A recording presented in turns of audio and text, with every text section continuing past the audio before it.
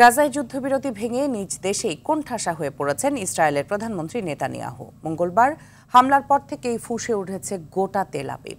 ক্ষমতা টিকিয়ে রাখতে এ হামলা নেতানিয়াহু সরকারের অদূরদর্শিতা বলে মনে করছে সাধারণ ইসরায়েলিরা। হামলার নিন্দা জানিয়েছে জাতিসংঘ সহ বহু দেশ। সামদানি প্রত্যয়ের রিপোর্ট।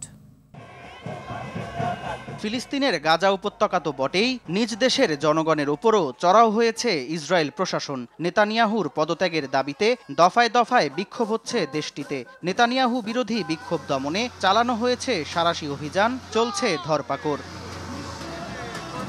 যুদ্ধবিরতি লঙ্ঘনের ঘটনায় ক্ষোভে ফুঁসছে বহু ইসরায়েলি। অভিযোগ, হামাসের হাতে জিম্মিদের জীবন ঝুঁকিতে ফেলছেন নেতানিয়াহু।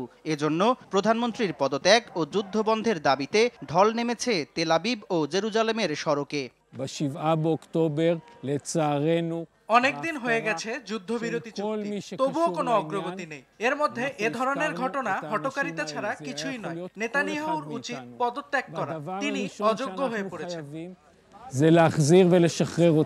এদিকে গাজায় ইসরায়েলি হামলা যুক্তরাষ্ট্রের ইন্ধনে সংগঠিত হয়েছে বলে এক বিবৃতিতে জানায় ইরান। গাজা ভূখণ্ডে চলমান গণহত্যা জাতিগত নির্মূলের ধারাবাহিকতা বলেও মনে করছে তেহরান। গাজায় হামলার ঘটনা পরিস্থিতিকে আরও জটিল করে তুলবে বলে মনে করছে জাতিসংঘের মানবাধিকার কমিশন। ইসরায়েলের হামলা অঞ্চলটিতে উত্তেজনা বাড়িয়ে দিচ্ছে বলে মন্তব্য করেছে কাতার। ইসরায়েলের হামলাকে গণহত্যার নতুন অধ্যায় আখ্যা দিয়েছে তুরস্ক। গাজায় পরিস্থিতির অবনতি হতে পারে এমন পদক্ষেপ থেকে বিরত থাকার আহ্বান চীনের। পরিস্থিতি নিয়ে উদ্বেগ জানিয়ে সকল পক্ষকে শান্তির জন্য আহ্বান জানিয়েছে রাশিয়া।